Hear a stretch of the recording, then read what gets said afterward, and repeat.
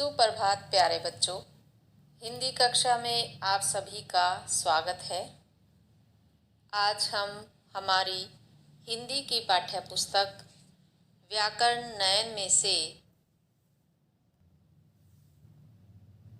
पाठ 1 में वर्णित भाषा, बोली, लिपि और व्याकरण के बारे में ध्यानपूर्वक पढ़ेंगे तथा समझने का प्रयास करेंगे।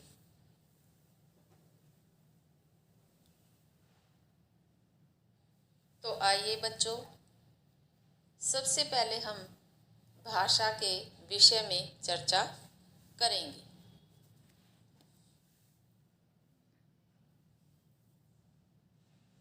बच्चों, जैसा कि चित्रों में दिखाया गया है, उधर देखो हवाई जहाज, यह कितनी तेज उड़ रहा है।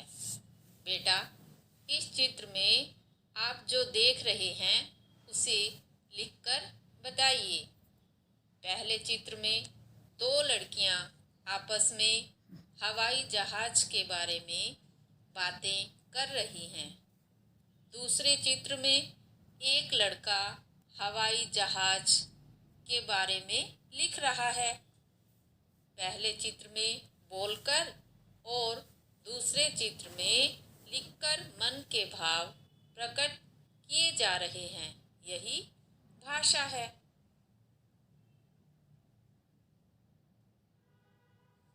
मनुष्य ही नहीं, पशु पक्षी भी अपने मन के भावों को प्रकट करते हैं, लेकिन उनकी भाषा हमारी भाषा से अलग है। वे विभिन्न आवाज़ों और संकेतों से अपनी भावनाएं प्रकट करते हैं। केवल मनुष्य ही एक ऐसा प्राणी है जो भाषा के माध्यम से अपने मन के भावों का आदान प्रदान करता है।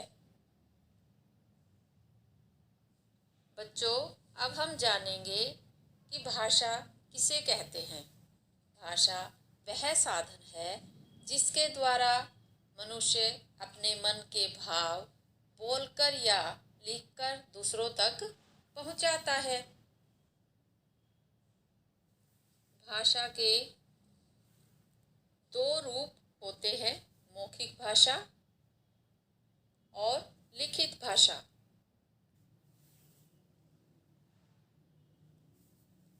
मौखिक भाषा जिस भाषा को मुख से बोला जाता है और कानों से सुना जाता है, उसे मौखिक भाषा कहते हैं। जैसे बातचीत करना, भाषण देना, गीत सुनना आदि भाषा का मौखिक रूप है। लिखित भाषा जिस भाषा के द्वारा हम लिखकर अपने मन के विचार प्रकट करते हैं और पढ़कर दूसरों के विचार समझते हैं, उसे लिखित भाषा कहते हैं। जैसे पत्र, पुस्तक, समाचार पत्र आदि में भाषा का लिखित रूप प्रयोग किया जाता है। बच्चों, संसार के अलग अलग क्षेत्रों में अलग अलग भाषाएं हैं। जैसे चीन में चीनी, जापान में जापानी, जर्मनी में जर्मन, इंग्लैंड में अंग्रेजी आदि। भारत की राजभाषा हिंदी है। इसे 14 सितंबर 1949 ईस्वी को भारतीय संविधान में राजभाषा के रूप में मान्यता दी गई। प्रतिवर्ष 14 सितंबर का दिन हिंदी दिवस के रूप में मनाया जाता है। भारतीय संविधान में 22 भाषाओं को मान्यता दी गई है।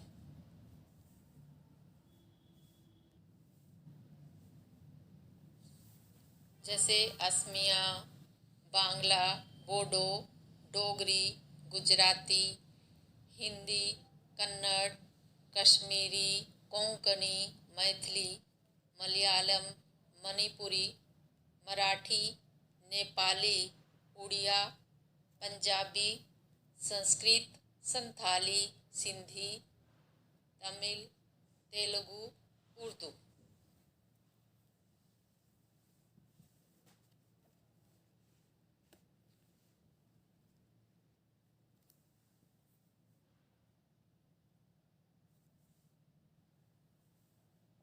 अब हम जानेंगे कि बोली किसे कहते हैं।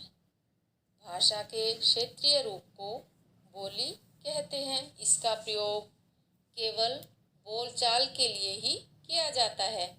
इसका कोई लिखित रूप नहीं होता है। यह किसी विशेष क्षेत्र में बोलने तक ही सीमित होती है। जैसे हरियाणवी बोली का प्रयोग हरियाणा राज्य में ही किया जाता है। कुछ अन्य बोलियां हैं राजस्थानी, भोजपुरी आदि। आगे हम करेंगे लिपि किसे कहते हैं। जब भाषा को लिखने की आवश्यकता महसूस की गई तो मनुष्य ने लिपि की खोज की। हर लिपि को लिखने के लिए कुछ चिन्ह निश्चित किए गए। इन निश्चित चिन्हों को ही लिपि कहते हैं। कहने का भाव यह है कि भाषा को लिखने का जो ढंग है वही लिपि कहलाता है।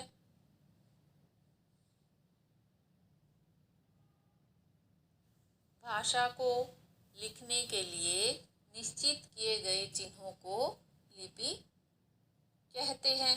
इसी प्रकार संसार की अनेक भाषाओं को लिखने के लिए अलग अलग लिपियां हैं। जैसे हिंदी भाषा की लिपि है देवनागरी, संस्कृत की लिपि भी देवनागरी है, उर्दू की है फारसी, जर्मन की लिपि है रोमन, पंजाबी भाषा की लिपि है गुरुमुखी,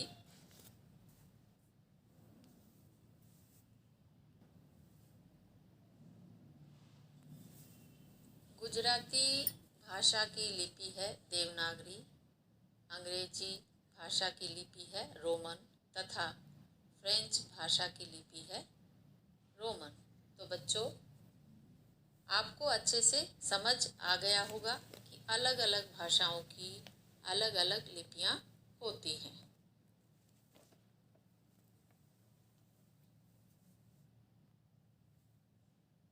तो आइए बच्चों, अब हम जानेंगे कि व्याकरण किसे कहते हैं। हर भाषा के कुछ नियम होते हैं। उन नियमों की जानकारी हमें व्याकरण से मिलती है। व्याकरण भाषा को शुद्ध रूप से बोलने, पढ़ने, लिखने और समझने में हमारी सहायता करता है।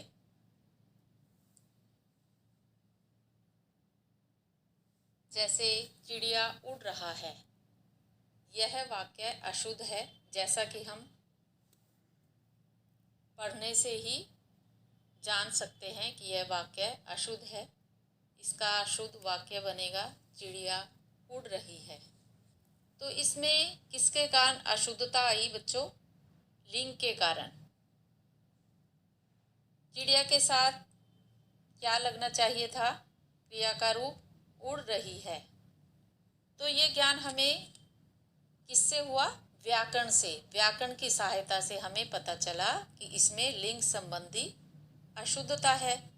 ऐसे ही दूसरे वाक्य में जाऊंगा मैं कल कानपुर, यह वाक्य अशुद्ध है। मैं कल कानपुर जाऊंगा, यह वाक्य शुद्ध है। तो हमें इसका ज्ञान भी व्याकरण से ही हुआ। इसमें किसके कारण अशुद्धता आई? पद क्रम के कारण। पद होता है बच्चों, जब हम किसी शब्द को वाक्य में प्रयोग करते हैं तो वो शब्द जो है क्या बन जाता है? पद बन जाता है।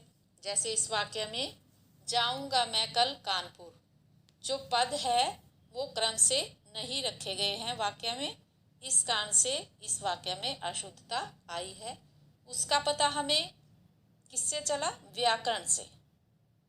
तो बच्चों, व्याकरण वह शास्त्र है जो भाषा को शुद्ध रूप में लिखना, पढ़ना और बोलना सिखाता है।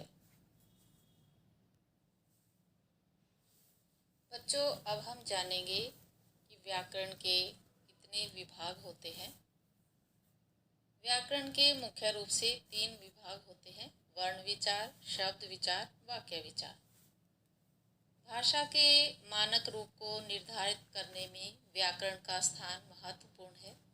व्याकरण हमें भाषा को शुद्ध रूप में बोलना, लिखना और पढ़ना सिखाता है।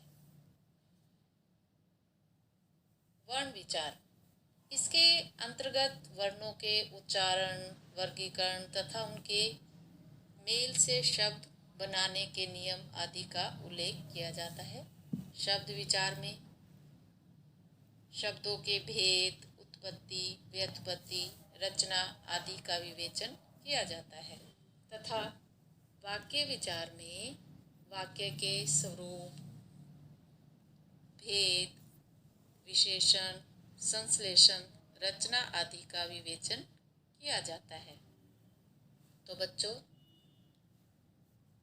उम्मीद करती हूँ आपको यह पाठ अच्छे से समझ आ गया होगा। आप अपनी पुस्तक में से इसे ध्यानपूर्वक पढ़ेंगे तथा समझने का प्रयास करेंगे। धन्यवाद। आपका दिन मंगलमय हो।